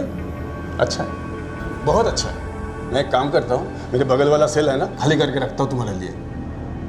अरे सर, अपना टाइम खराब कर रहे हो, कुछ हाथ में नहीं आने वाला है। सही कहा है तुमने, इस केस में इन्वेस्टिगेट करने के लिए कुछ है ही नहीं। और तुम पर लगे सारे चार्जेस भी सही रहे होंगे, है ना? तुमने रंजना जी से पैसे उठने के लिए इतना सारा नाटक किया, सही बोलो ना मैं? अरे साहब, मैं कोई फ्रॉड वर्ड नहीं हूँ। रंजना और उसके बाप ने मिलकर मुझे फंसाया है, वो भी झूठा फंसाया है। मेरे सारे गवाह मुझे धोखा दिया। ये तो आज जहाँ मैं हूँ ना, वहाँ रंजना उसके बाप और भाई के साथ होती। गवाह? कैसे गवाह? मैं नहीं बता सकता, वो लोग मेरे ऊपर भरोसा किए थे, मैं किसी का भरोसा तोड़ नहीं सकता। जानते हो नीपा, ये आदमी सिर्फ हमें बेवकूफ़ बना रहा है। रंजना जी ने तुम्हारे साथ जो कुछ भी किया है ना कहीं बिल्कुल सही किया है। अरे रंजना जी तो बहुत अच्छी औरत है, गरीब अनाथ बच्चों को छत देती है, और तुम, शर्म आनी चाहिए तुम लोगों को। चलो नीपा। सुनिए सर, एक मिनट। रंजना बहुत अच्छी औरत है ना? मैं बताता हूँ कैसी औरत है, मैं सब कुछ बताऊंगा। क्या आप इस केस को अंजाम तक पहुंचाओगे?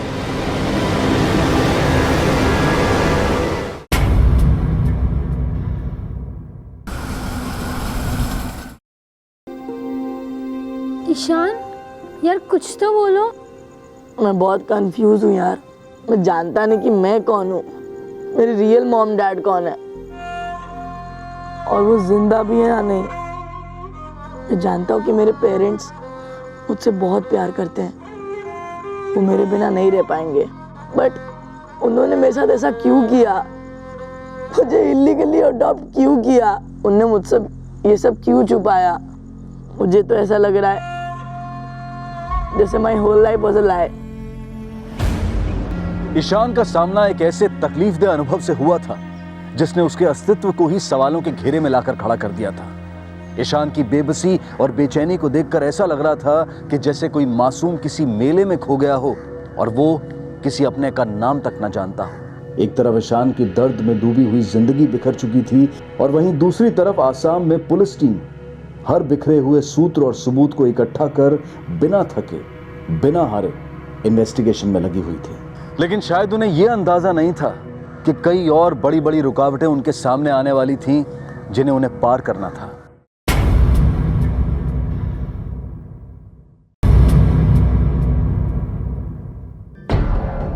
सब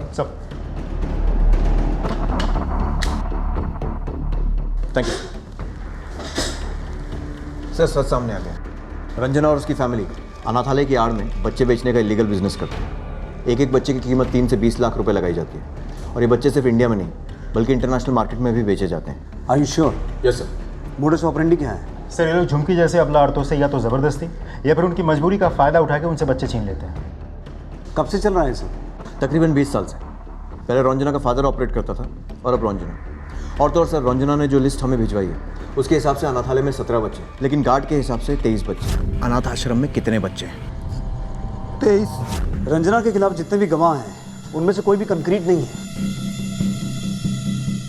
वो गार्ड रंजना के लिए ही काम करता है, तो रंजना और उसकी फैमिली उसे कभी भी चुप करवा सकते हैं, और गार्ड ने हमें कुछ भी राइटिंग में नहीं दिया है। अब बचे बाकी 2 गवाह, वो सोशल वर्कर बरुआ और झुमकी। बरुआ ऑलरेडी जेल में है, तो कोई भी कोर्ट उसकी गवाही को मानेगा नहीं। और झुमकी के खिलाफ ऑलरेडी FIR दर्ज हो चुकी है अनाथ आश्रम से बच्चा चुराने की कोशिश करने के जुर्म में, वो भी CCTV के सबूत के साथ।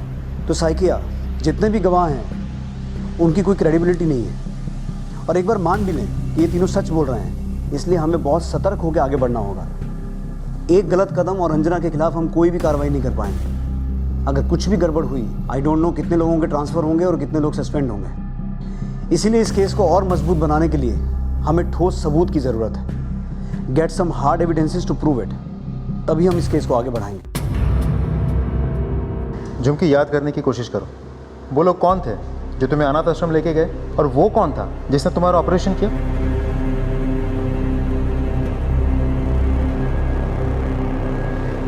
सब वो एक सरकारी साहब थे, पकादाशी जी, और दूसरे डॉक्टर साहब, डॉक्टर दास। बस यही 2 लोग थे साहब। मुझे मेरा बच्चा वापस चाहिए, मुझे मेरा शामिल चाहिए। इतना काफ़ी। आई थिंक इन नामों से हमें कुछ लीड्स मिलेंगे। पता करो कि यहाँ का चाइल्ड प्रोटेक्शन ऑफिसर कौन है, और इस डॉक्टर दास की भी सारी डिटेल्स निकालो। मुझे इन लोगों की सारी डिटेल्स चाहिए। सुबह से लेकर रात तक इनके सारे मूवमेंट्स पे नज़र रखो। कहाँ रहते हैं, किससे मिलते हैं, बैंक अकाउंट्स कहाँ हैं, क्या खाते हैं। रंजना और अनाथ आश्रम में इनके कितने गहरे संबंध हैं वो भी। तब तक मैं रंजना के द्वारा लिए हुए इन बच्चों के पेरेंट्स से बात करता हूँ जिनके बारे में गौरव ने बताया था। सब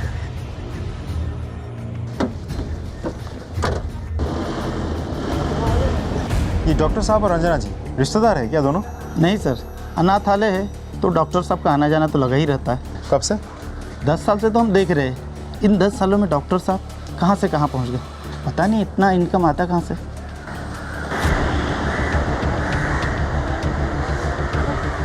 जब से जॉब मिली है इनको तब से जैसे पैसों की बारिश हो गई हो। कहाँ से है पता नहीं, पूछने से बोलते हैं पुश्तैनी संपत्ति है। हमने आपको कहा ना, किसी के बारे में कुछ भी नहीं पता हमें। क्लिनिक तो नाम का क्लिनिक है, डॉक्टर साहब तो कहीं और से कमाते हैं। उनका ऊपर एक इंक्वायरी बैठी थी, लेकिन वो इंक्वायरी बाद में क्या हुआ कुछ भी मालूम नहीं पड़ा।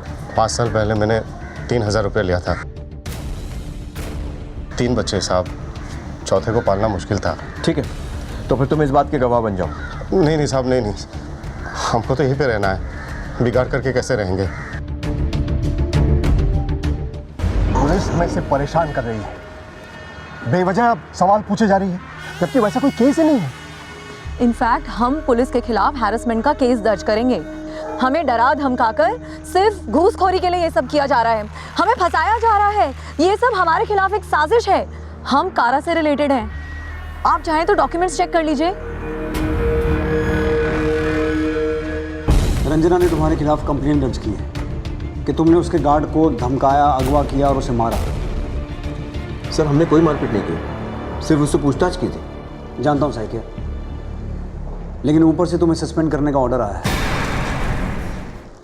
साइकिया, मैं तुम्हारा सस्पेंशन तो नहीं रोक पाऊंगा, लेकिन इस केस में तुम मेरे साथ काम करोगे अनऑफिशियली।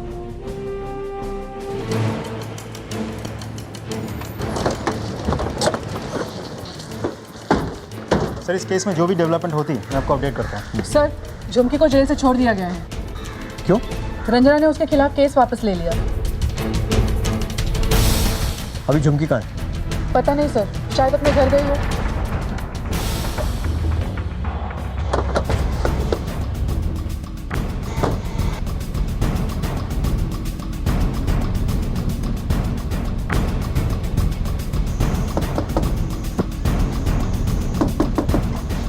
क्या हुआ सर? ये झुमके का घर कब से बंद है? सर, कई दिनों से तो नहीं देखा उनको। ठीक, झुमकी को ढूंढना होगा। सर, हो सकता है उन लोगों ने कंप्लेंट वापस इसीलिए ली हो कि झुमकी जेल से बाहर आए और वो लोग उसे उठवा लें। हम सिर्फ अनुमान लगा सकते हैं। We don't have solid evidence to prove it. तुम रंजना और उसके भाई पर नजर रखो, कहाँ जाते हैं, क्या करते हैं, किससे मिलते हैं। मैं इस डीसीपीओ और डॉक्टर को देखता हूँ। सर, उनके घर पे रेड का प्लान है? हम रेड नहीं करेंगे, लेकिन ऐसी रेड पड़ेगी कि उनकी 7 पुश्तें सज उगलेंगी। So do you mean? You are right. बहुत दौलत जमा की है उन दोनों ने। कैसे की है इसका जवाब इनकम टैक्स डिपार्टमेंट को देंगे, और वो इन्फॉर्मेशन हमारे काम आएगी।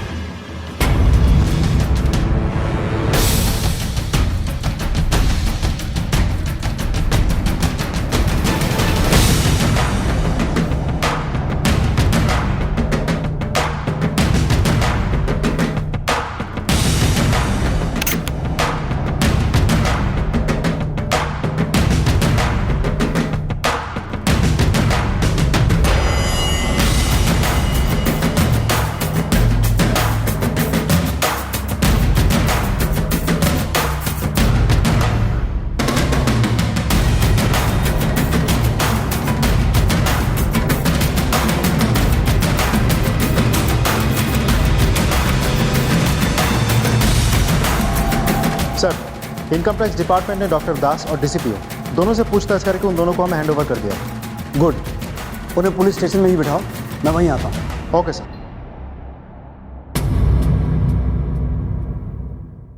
रंजना जी के अकाउंट से आप दोनों के अकाउंट में लाखों रुपए ट्रांसफर हुआ है। कोई तो रीजन होगा। मैंने लोन लिया था। मुझे ये सब गिफ्ट में मिला है। डीसीपीओ साहब, आप भी पहले उस अनाथालय में काम करते थे, फिर रंजना जी के जुगाड़ से DCPO district child protection officer बन गए, और अब उनके साथ मिलकर चाइल्ड ट्रैफिकिंग का धंधा करते हैं। ये सब फॉल्स एलिगेशंस है। वो अनाथालय कारा यानी सेंट्रल एडॉप्शन रिसोर्स अथॉरिटी से जुड़ा है और वहाँ सब कुछ लीगल होता है। अब चाहिए तो रिकॉर्ड्स चेक कर लीजिए या पूछताछ कर लीजिए अपनी तसल्ली के लिए।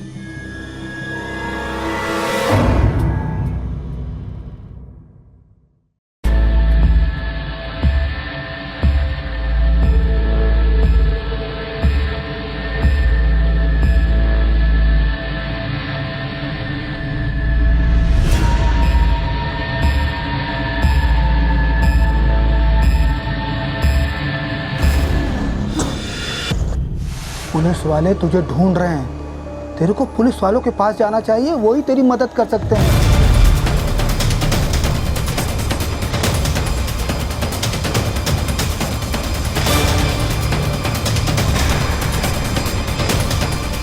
हेलो सर, या तो होल बच्चा से। धन्यवाद, तुमने सही टाइम पर हमें ट्रक का नंबर बता दिया, नहीं तो पता नहीं उन मासूम बच्चों का क्या होता।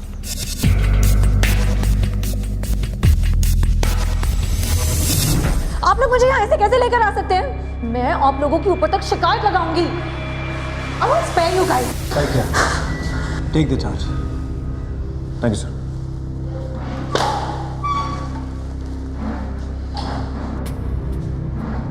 ट्रक ड्राइवर ने सब कुछ उगल दिया है रंजना मैडम,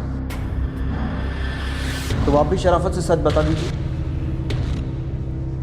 ये तो आपको याद ही होगा, जैसा मैंने आपसे कहा था कि हम लोग पूरा टाइम खूनियों और अपराधियों के साथ बिताते हैं या फिर उनकी खोज में, और इसलिए सारे मैनर्स भूल जाते हैं। तो आप डिसाइड कर लीजिए, खुद सच बोलेंगी या फिर उगलवाएं आपसे।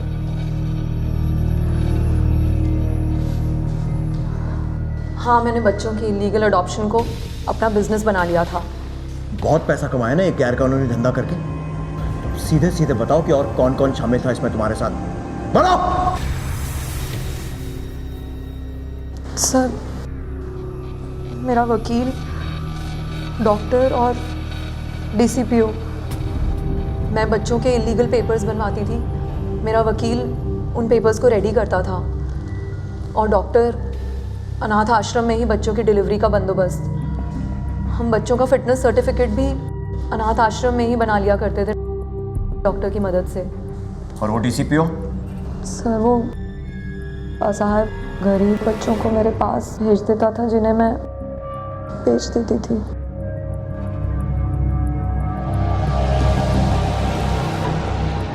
मुझे माफ कर दीजिए, मैं थोड़े से पैसों के लिए बैठ गया था और रंजना की बातों में आ गया था। चाइल्ड प्रोटेक्शन ऑफिसर मतलब मालूम है इसका? चाइल्ड यानी बच्चा और प्रोटेक्शन यानी उसकी सुरक्षा करना, और तूने बच्चों को बेच दिया। मैं रंजना के लिए इलीगल पेपर्स रेडी करता था ताकि बच्चे लीगल तरीके से एडॉप्ट किए जा सके और किसी को शक ना हो। अभी हाल फिलहाल में जिन जिन बच्चों के नकली पेपर्स बनाए हैं सबके नाम बोल फटाफट। छोटू, गणेश, रिद्धि और सोहम। इन सभी बच्चों को ढूंढो और कोर्ट में पेश करो। सब। प्लीज, मैं आप लोगों से कोई बात नहीं करना चाहता। ईशान, मुझे बात करनी है, और मैं ये बात इसलिए कर रहा हूं क्योंकि मुझे पता है कि अब तुम उतने बड़े हो गए हो कि ये बातें समझ पाओ। मैं मानता हूं हमसे गलती हो गई, बहुत बड़ी गलती हो गई कि हमने तुम्हें इलीगली अडॉप्ट किया, लेकिन वो इसलिए कि हमारे पास और कोई चारा भी नहीं था बेटा। हमारी मम्मी के ऊपर बहुत प्रेशर था कि हमारे घर को एक चिराग दे, लेकिन दुर्भाग्य की बात है कि वो कंसीव नहीं कर पा रही थी और दिन ब दिन प्रेशर बढ़ता जा रहा था, इतना बड़ा कि बर्दाश्त से बाहर हो गया। फिर हम लोगों ने डिसाइड किया कि बच्चा अडॉप्ट करते हैं, लेकिन उस अडॉप्शन की प्रोसेस को भी 2 साल लग जाते हैं बेटा, इसलिए हमने ये वी आर सॉरी।